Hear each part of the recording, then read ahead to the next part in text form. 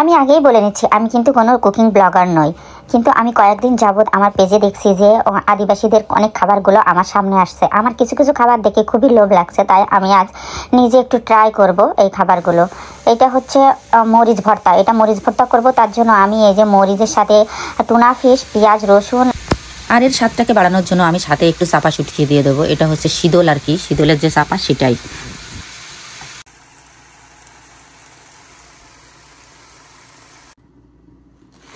আর এই মরিচ ভর্তার সাথে আমরা খাবো সিদ্ধ শাক। আর সিদ্ধ শাকটি আমি এই যে কড়াইতে মরিচ ভর্তা করেছি সেই কড়াইটিতেই দিয়ে দিয়েছি, কারণ এখানে শীতল যে আছে, শীতল পানি দিলে একটু সেন্টটা ভালো আসবে। তার জন্য আমি শুধু লবণ দিয়ে সিদ্ধ করব শাকগুলোকে, আর কিছু এতে দিব না।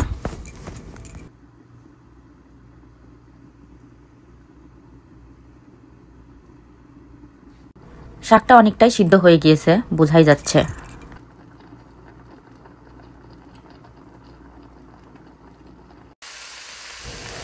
এই পাশে যে আরেকটা তরকারি দেখতে পাচ্ছেন, এটা হচ্ছে যে শাকগুলো আনছি তার সাথে যে ডাটা ছিল সেই ডাটাটাই আমি রান্না করবো। ডাটাটাকে আমি ফেলে দেয়নি, ডাটাটা রান্না করলে অনেক ভালো লাগবে। এর জন্য আমি ছোট্ট একরকম চিংড়ি দিব, যে চিংড়িগুলো চোখে দেখা যায় না এরকম চিংড়ি দিব। আরও সাথে দিব আর একটু শীতল দিয়ে, আর টেস্টটাকে আরও সুন্দর করার জন্য শীতলটাকে ব্যবহার করব।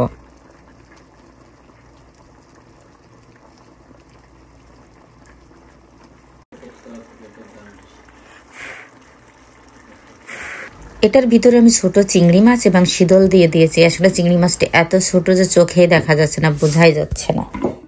এটা তো মরিচের ভর্তা রে ভাই।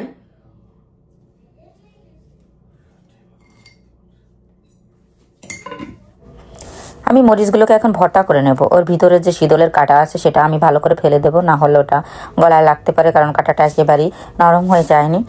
আর এটা সুন্দর করে মেখে নেব।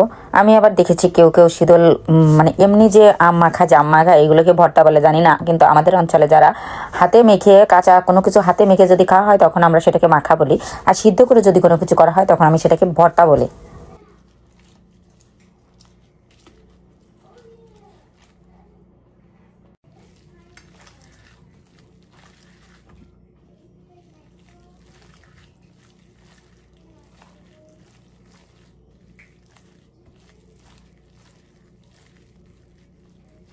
ভর্তা মাখা শেষ হয়ে গেছে, এখন আমরা খাওয়া দাওয়া করবো। আসলে দেখবো যে সত্যিকারে ভালো লাগে কি না লাগে, জানি না আমাদের কাছে কতটা ভালো লাগবে, কারণ এটা তো আমাদের খাবার নয়, এটা হচ্ছে আসলে আদিবাসীদের খাবার। আমরা ট্রাই করবো খাওয়ার জন্য।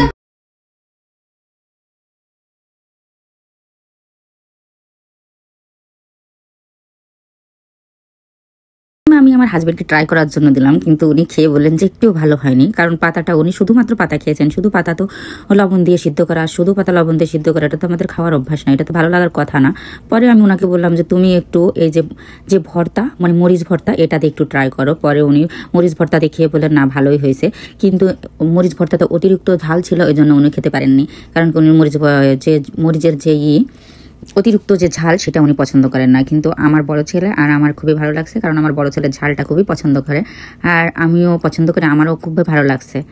আপনারাও এভাবে খেতে পারেন, দেখতে পারেন, কারণ আমি নতুন নতুন কোনো কিছু আমার ভালো লাগে, এই জন্য আমি ট্রাই করি এভাবে। আমার কাছে বেশ মজাই লাগছে। ভালো থাকবেন, আজ এই পর্যন্তই। অন্য কোনো ভিডিওতে আবার দেখা হবে। বাই।